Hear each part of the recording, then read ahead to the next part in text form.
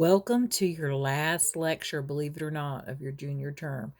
Before I begin this lecture, let me just apologize that you have had to have the kind of term that you've had, being online, having to listen to me over a video. It's not ideal. It has been awkward for me too. I miss the students. I'm hoping your next term, as you guys move on to seniors, will be a much better term for you. So let's all pray that this crazy quarantine stops soon. All right, we're on chapter 26, eye and ear disorders. We're going to look at eye disorders first.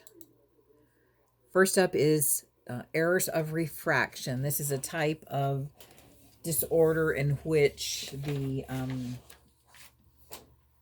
refractive media are not working or functioning appropriately. So, with errors of refraction, the light that rays that enter the eye are not refracted correctly. So, let's look at the different types. First, we have hyperopia, and hyperopia is commonly known as farsightedness. This type of error occurs when the lens is too close to the retina. So the light rays that are refracted come together behind the retina. And so the patient can see far away but have difficulty seeing close up. These are the types of patients you see when they pick up something to read, they'll stretch their arm out as far as they can get it and try to focus the written letters in hyperopia. Oops.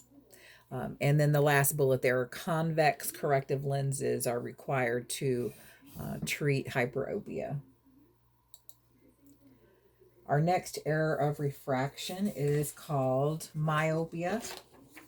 Myopia is typically called nearsightedness. And this error of refraction occurs when the lens is situated too far from the retina, so the light rays come together to focus in front of the retina. So these patients can see close up, but they can't focus on objects far away. The typical treatment, let me catch up with myself here. The typical treatment is new glass prescription about every 2 years, myopia.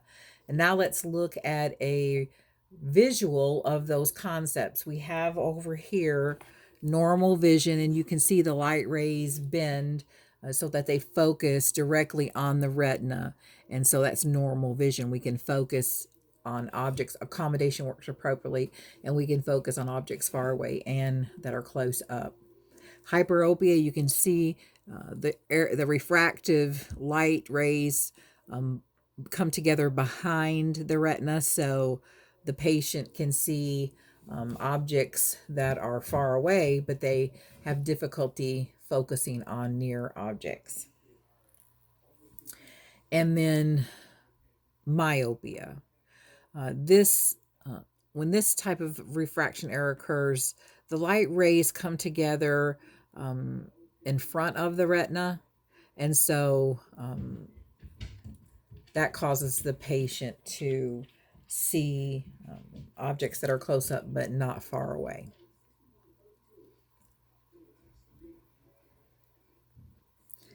Different types of errors of refraction. You can see this diagram in your book on page 598.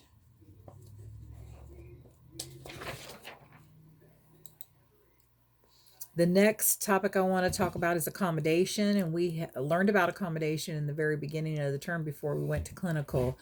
And accommodation is a reflex action of the eye, and it is the response when we are looking at something close up and then we look up and try to focus on something far away. Our eye has to accommodate so that we can focus on objects at different distances. The ciliary muscles and ligaments make the adjustments that allow us to be able to focus on objects at different distances. And they function by changing the shape of the lens. They make it more rounded or flatter, which allow the light rays to fall on the retina.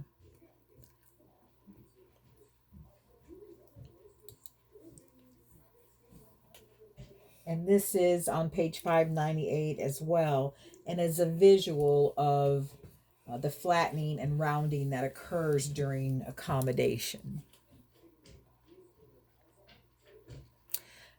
Next, I want to talk about presbyopia. Presbyopia occurs with aging. It develops most commonly after 40 years old of age, or 40 years of age. And patients experience poor accommodation due to a loss of elasticity, that hardening of the ciliary muscles. And so accommodation does not function appropriately when we get older, presbyopia. Contraction or relaxation of the ciliary muscles due to the hardening don't work appropriately, so that causes the lens to not be able to change shape and accommodate at focusing on objects that are at different distances. And treatment is corrective lenses. Most common is bifocals to correct the eyesight. Astigmatism. Astigmatism occurs when there are irregularities in the cornea or the lens. If the condition is mild, the natural lens will compensate and correct for the abnormality. If it's severe, though, the patient's vision is distorted and corrective lenses are needed.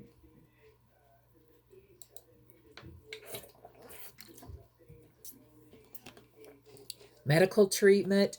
Corrective lenses for errors of refraction include eyeglasses, contact lenses. There are some surgical treatments to correct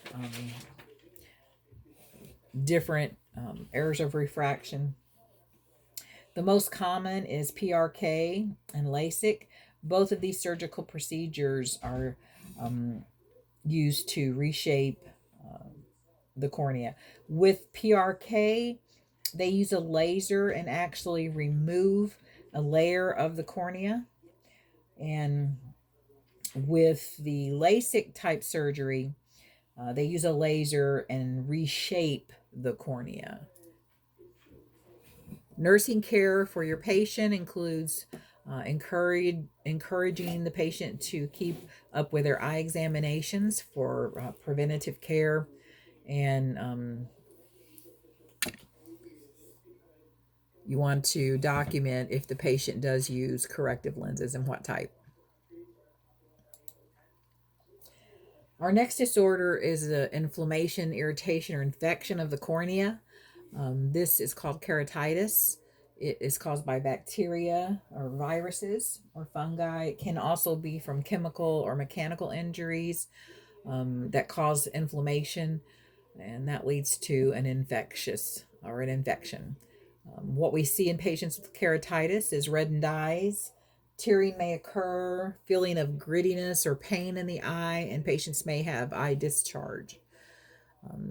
We want to help the patient administer and teach them how to self-administer, or a close family member can administer artificial tears for the discomfort, and that will help the irritation.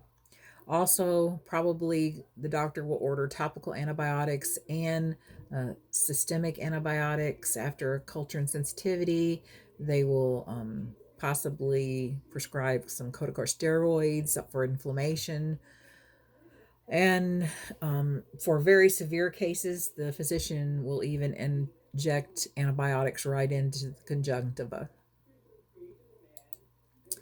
Therapeutic measures include implementing eye irrigation as ordered and topical medications as ordered.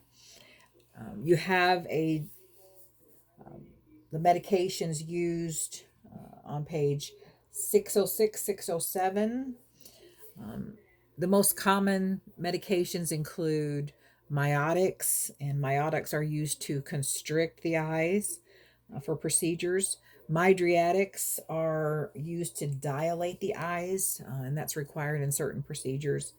Anesthetics, of course, to numb the eye. Cycloplegics are used to basically paralyze the eye so that accommodation doesn't occur, and that's required in eye surgery, some eye surgeries and eye diagnostics.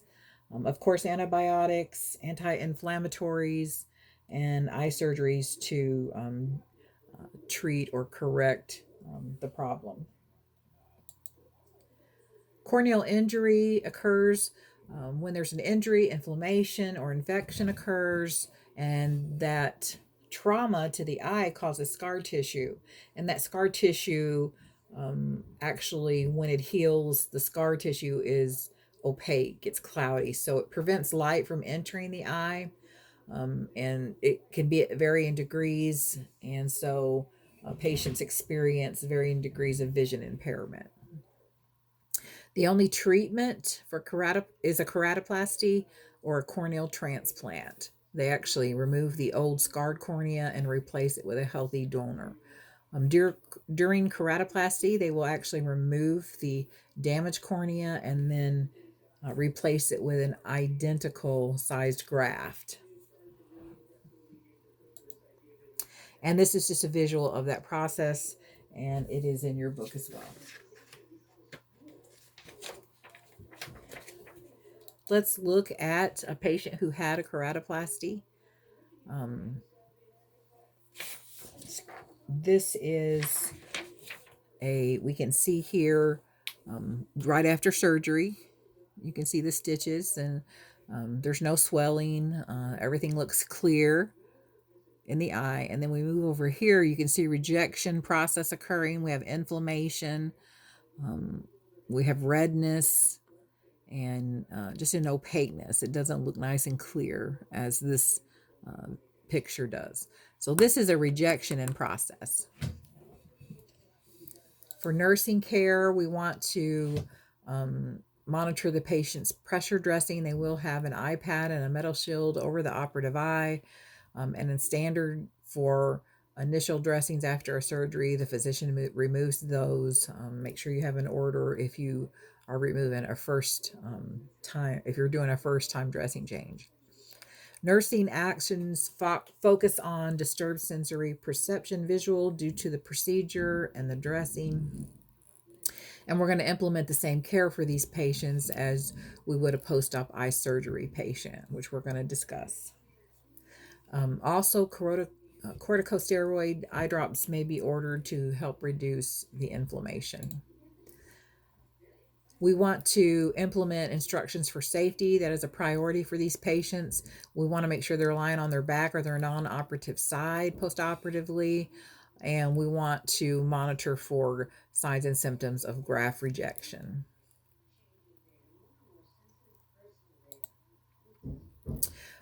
Our next procedure is an enucleation we want to talk about. This is a surgical procedure to remove the eye, and this can occur either because of disease or injury, an infection or malignancies, and some glaucomas. They will actually go ahead and perform enucleation. Postoperatively, we want to be monitoring for excessive bleeding, swelling, an increased pain level, an elevated temperature, or monitoring a displacement of the implant. After surgery, the dressing is removed, wound care is ordered and performed, as well as topical medications. At approximately about 6 weeks, the patient, the site will be healed enough for the prosthetic to be fitted. 6 weeks after the enucleation, a prosthetic is fitted by an optician. Cataract occurs with the lens. It becomes opaque and cloudy and is no longer transparent. Causes of cataracts is congenital. Patients, it's a genetic disorder. It can be from trauma, or it also can be degenerative in our geriatric population.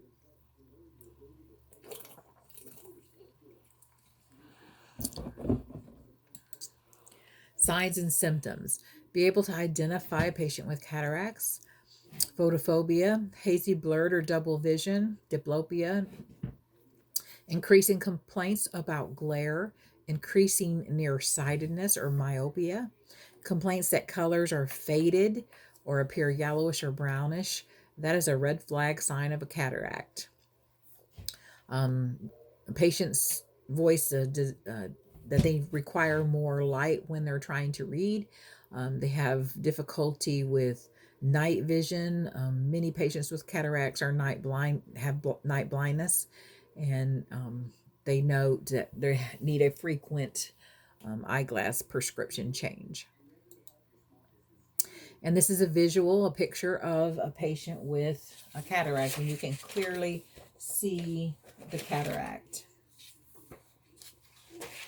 And this is on page 598 in your book. Medical treatment. We're going to, the patient will need surgery, cataract surgery, and complications. We want to be monitoring for postoperatively include leakage of vitreous humor, hemorrhage into the eye, and causing an opening of the incision. Lens replacement is, of course, used to correct mild cases. Patients can have cataract glasses, contact lenses, or intraocular lenses to correct the abnormalities. Caring for the patient with cataracts postoperatively, you want to be monitoring for pain and nausea. The patient is likely to have a patch dressing over the operative eye, so you want to be monitoring for any complications of that, note any drainage, assess level of consciousness and orientation, and again, implement the same postoperative care as a post-op eye surgery. You have general care after eye surgery in your book on page 604.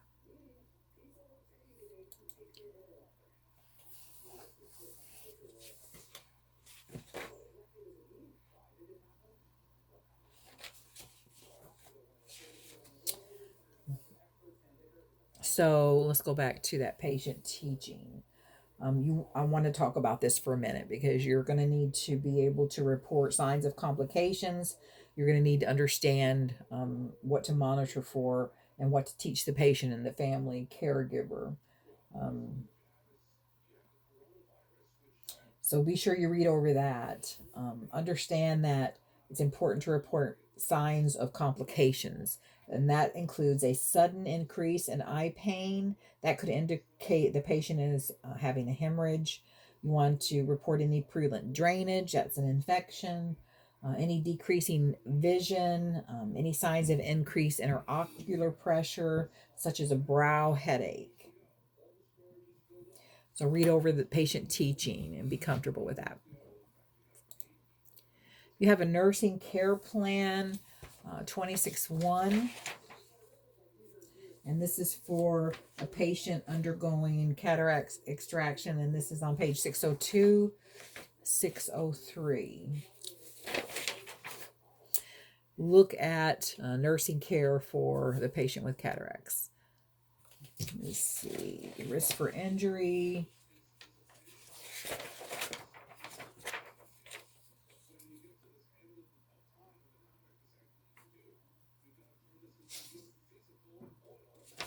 Well, I thought I had notes on it.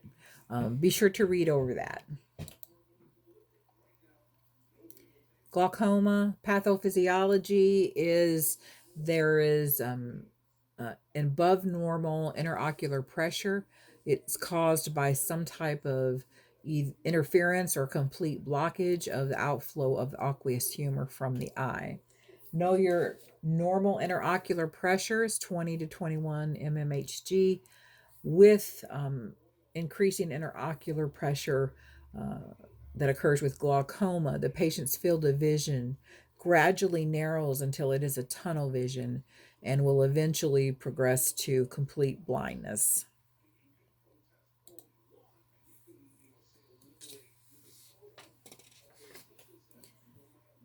There are different types of glaucoma. Let me go back right here. Glaucoma pathophysiology. Understand this process of increasing interocular pressure. Our interocular pressure is determined by the rate that aqueous humor is produced and is flows out of the ciliary body and through the eye. Let's look at the different types of glaucoma. We have narrow angle or angle closure, which is an acute glaucoma, and then open angle glaucoma. That's a chronic glaucoma. Open angle glaucoma. This is occurs when there there is something preventing the normal passage of aqueous humor through the trabecular meshwork. I lost my place in my notes. Sorry. Usually, with this type of glaucoma, there are no signs and symptoms at first, and there is a sudden onset of halos around lights and blurred vision. That is the classic signs of open angle glaucoma. And patients' eyes feel tired, they have tired eyes all the time. They may notice that they are requiring frequent prescription changes in their eyeglasses, and they do have some medications to help with the correcting the flow of aqueous humor. But if those don't work, then the patient will require a surgical procedure to correct the problem. Angle closure glaucoma, unlike open angle glaucoma, what it is a slower process in the progression. Angle closure glaucoma is a very acute and sudden onset. You have patients have a rapid rise in their interocular pressure, and if it's not lowered promptly, permanent blindness can occur. And the difference in angle closure is that the flow of the aqueous humor is completely blocked, and so pressure builds up in the trabecular meshwork, and it causes pressure and forces the iris forward. The signs and symptoms patients experience with this rapid rise of interocular pressure is sudden acute pain, blurred vision, halos around lights, nausea and vomiting, and a headache on the affected side. Drugs of treatment include miotics and oral or IV carbonic anhydrous inhibitors. After the pressure is lowered, the interocular pressure is lowered, the patient may require a surgical procedure to prevent this from occurring again. The blockage. This is a visual of the flow of aqueous humor, and you can see in the trabecular meshwork, you can see the aqueous humor flow here with the different types of glaucoma. That flow is decreased or completely blocked, increasing your interocular pressure. That will lead to blindness if it's not identified and treated. And this just shows you a comparison of the two different types of glaucoma and what occurs with the anatomy. You can see the different shape and what occurs visually. I'll let you read through that. Our next disorder is retinal detachment. A retinal detachment is when there is a separation of the sensory layer from the pigmented layer of the choroid. Retinal tears can occur spontaneously or as a result of trauma. Signs and symptoms include either a gradual or sudden onset. It depends on the location and the extent of the detachment, whether it's sudden or gradual. And patients report seeing flashes of colored light, and that is the cardinal symptom of retinal detachment, those flashes of colored light, as if someone is taking pictures of you with colored lights. And they also have showers of floaters and may see or report that it's as if a curtain is being lowered down across their line of vision. And cloudy vision or a loss of central vision can also be a symptom. If the area of detachment is large, the patient may lose their vision completely. And this is a visual of a retinal detachment. And this is on page 610. And this is a visual of what some patients experience with a curtain lowered over their line of vision. Treatment includes a medical and surgical combination. Patients are scheduled for the most common treatments, such as laser photocoagulation, cryotherapy, and sacral buckling.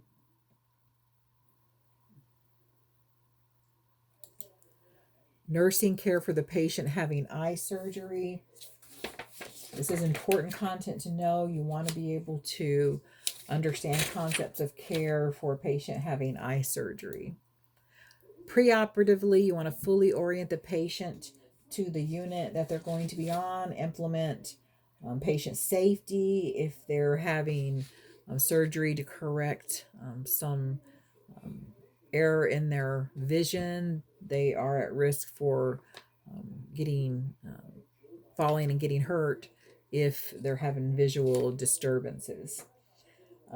So implement safety measures and begin discharge teaching as soon as possible. Of course, you want to make sure the patient is at a point in their admission that they can focus on what you're teaching. Drops are used before cataract surgery. The mydriatics are used, as well as cycloplegics, antibiotics, and NSAIDs.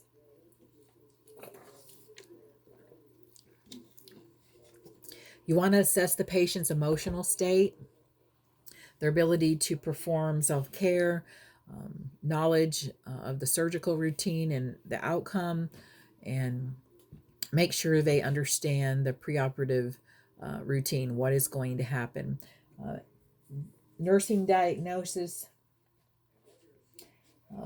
You can find this information on 614, 615. Nursing diagnosis such as anxiety and self-care deficit would be priority preoperatively for eye surgery.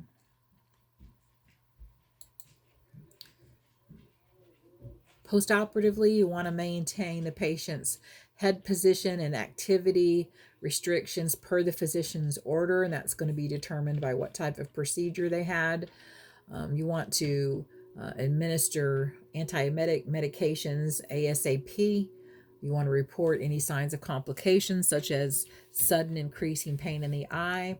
That could indicate a hemorrhage, purulent drainage, decreasing vision, any signs of increased interocular pressure, again, such as a brow headache. That is the cardinal symptom for increasing interocular pressure.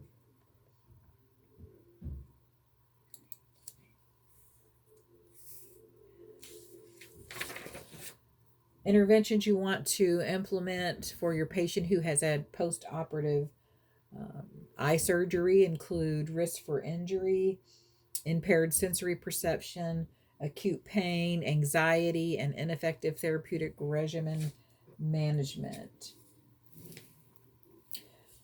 When we're caring for post-operative eye surgery patients, you want to be aware that it's important to prevent any increased intraocular pressure post-operatively. So we're going to be monitoring the patient and teaching the patient. They should not be doing any activities that could potentially increase intraocular pressure. These include straining, any kind of straining to pick something up, straining to go to the bathroom, any kind of straining, any leaning forward, any lifting, any lying on the affected side.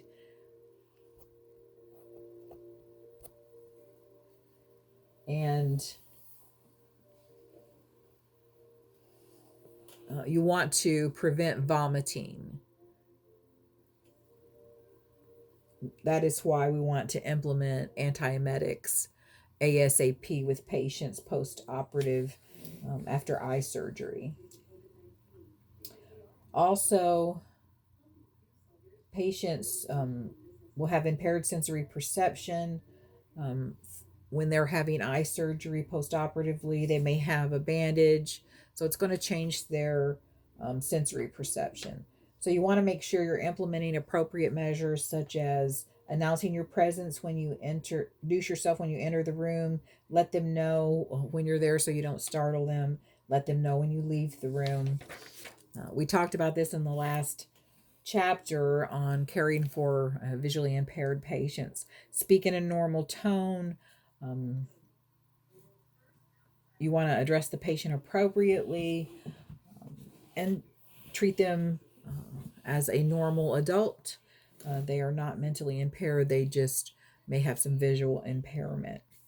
Leave the bed in low position, implement those safety measures. Don't rearrange the room after you orient the patient, and make sure they know where their personal items are. Don't move their personal items on them. Acute pain, of course, we're going to address the pain level and administer pain medications as ordered or call the physician if more are needed.